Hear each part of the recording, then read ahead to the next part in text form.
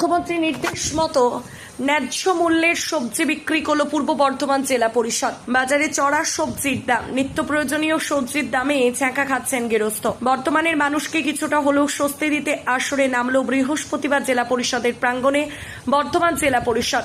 মুখ্যমন্ত্রীর নির্দেশ মতো ন্যায্য মূল্যের সবজি বিক্রি করল জেলা পরিষদ। এদিন বর্ধমান জেলা পরিষদের উদ্যোগে বর্তমানে ন্যায্য মূল্যে নানা সবজি বিক্রি করা হয়। বাজারে আসতে না আসতে নিমেষে শেষ হয়ে যায় সেই সবজি।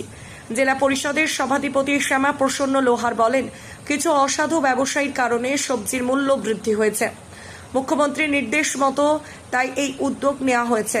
উদ্যোগে দারুণ সাড়া মিলেছে বলে জানান তিনি। আজকে মূলত কি করা হয়েছে?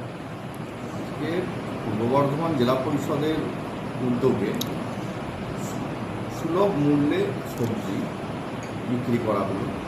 আপনারা দেখছেন বেশ কয়েকদিন ধরেই সবজি, কাঁচা সবজির একটা বাজার মূল্য ঊর্ধ্বসীমায় রয়েছে।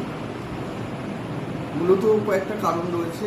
কিছু অতিরিক্ত গরমের জন্য বেশ কিছু সবজি নষ্ট হয়েছে, বৃষ্টি না হওয়ার জন্য কিছু জায়গায় সমস্যা এসছে। তো তার সঙ্গে কিছু যারা নিজের স্বার্থের জন্য কিছু ব্যবসায়ী সেটা কিছু জায়গায় ব্লক করারও চেষ্টা করছে, যাতে তাদের নিজস্ব মুনাফার জন্য।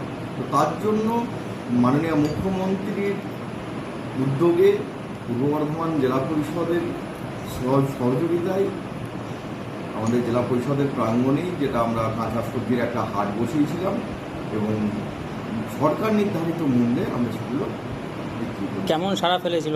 অনেক সারা লাইন পড়ে গিয়েছে এবং আমাদের যে পরিমাণ ছিল প্রায় এই 4 কুইন্টালের উপর সবজি ছিল, সেটা ওই 1-1.5 ঘন্টার মধ্যেই শেষ হয়ে গিয়েছে। শুধুমাত্র কাঁচা সবজি ছিল? কাঁচা সবজি ছিল, আলু ছিল, পেঁয়াজ ছিল।